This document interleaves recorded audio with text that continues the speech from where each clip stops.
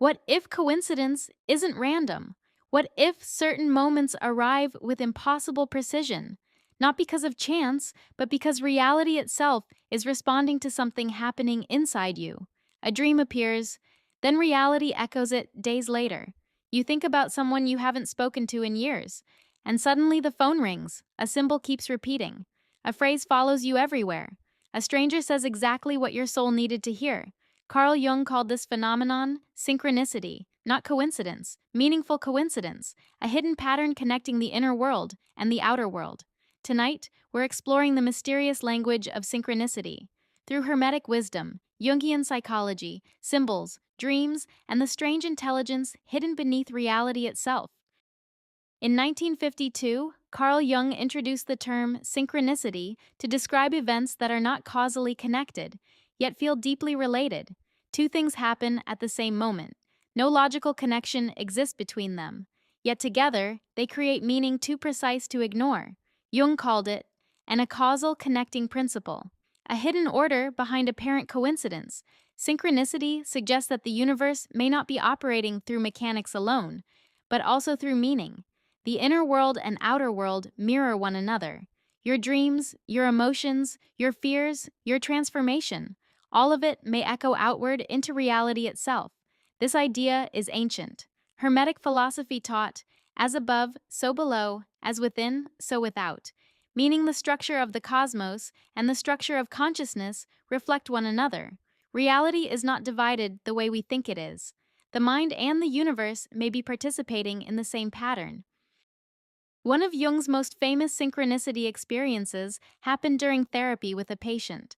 She had described a dream involving a golden scarab beetle.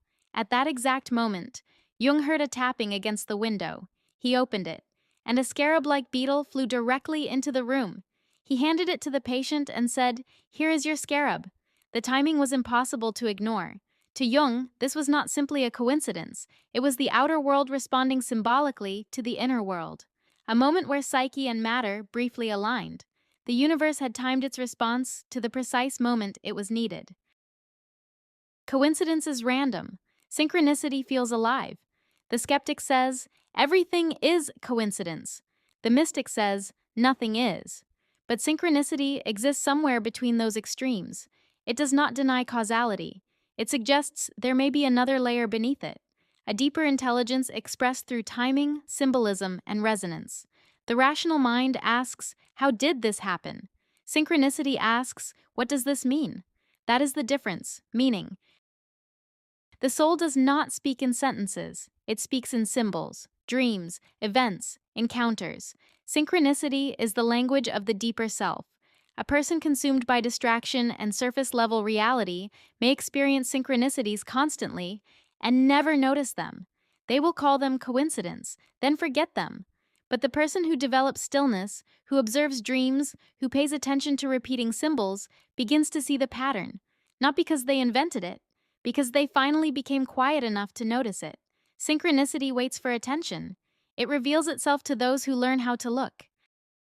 Hermetic teachings believe the universe is mental in nature, that reality itself reflects consciousness. The ancient Hermetic principle, as within, so without, suggests that what happens internally manifests externally. Your inner state influences the symbolic texture of your reality. The questions you carry, the transformation you are undergoing, the fears you avoid confronting, may begin appearing symbolically in the outer world. A repeated number, a recurring dream, an impossible encounter, a book falling from a shelf at the exact moment you needed it. These moments may function like mirrors, not random interruptions, but messages encoded into reality itself. Perhaps synchronicity appears most strongly during periods of transformation, moments when the old self is dissolving, moments when the psyche is reorganizing itself, breakups, awakenings, loss, spiritual crises, identity shifts. During these periods, reality often begins speaking louder, as if consciousness itself is attempting to guide you through symbols and timing, not to control your choices, but to wake you up, to make you aware that you are participating in something larger than linear logic. Maybe synchronicity is not proof that the universe controls your life. Maybe it is proof that reality is more interconnected than we've been taught, that consciousness and matter are not separate, that meaning itself may be woven into existence. The next time something impossible happens, pause, pay attention, ask yourself, was this random? Or was reality trying to say something?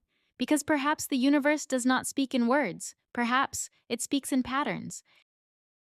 The pattern reveals itself to those who learn to look.